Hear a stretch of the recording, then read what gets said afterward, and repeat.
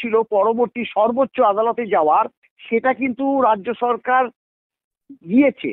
এবং সেই পরিপ্রেক্ষিতে যদি ডিএ মামলার রায় আমাদের পক্ষে যায়, অর্থাৎ কর্মচারীদের পক্ষে যায়, রাজ্য সরকারকে ডিএ দিতেই হবে।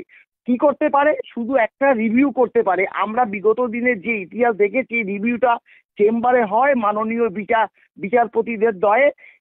মানে সেক্ষেত্রে এই যে রিভিউটা সাধারণত যারা রায় দিয়েছে, স্বাভাবিকভাবে রিভিউটা তারা রিগ্রেট করে দেয়। অর্থাৎ রিভিউ যদি রিগ্রেট করে দেয়, সরকার যদি তারপরেও যদি দিয়ে না দেয়, আমরা এটাও দেখেছি যে West Bengal state electricity distribution company, যেটা হচ্ছে উচ্চ আদালতে, তারাও যে ডিএ নিয়ে মামলা করেছিল, তাদের ডিএ দেয়নি। সেক্ষেত্রে কিন্তু হাই অফিসিয়ালদের কিন্তু বেতনটা বন্ধ করে দিয়েছিল। এক্ষেত্রে দেখুন, সরকার বলতে তো চিফ সেক্রেটারি, ফিনান্স সেক্রেটারি, এখানে তো মুখ্যমন্ত্রীর কোনো ভূমিকা নেই।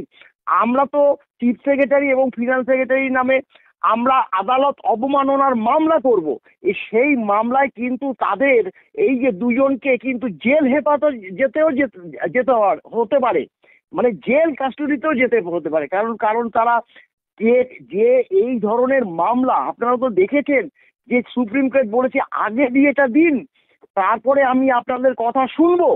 অর্থাৎ সুপ্রিম কোর্টও বুঝেছে যে আইন অনুযায়ী সরকারি কর্মচারীরা ডিএ পাওয়ার যোগ্য, কিন্তু রাজ্য সরকার ডিপ্রাইভ করছে মারাত্মকভাবে।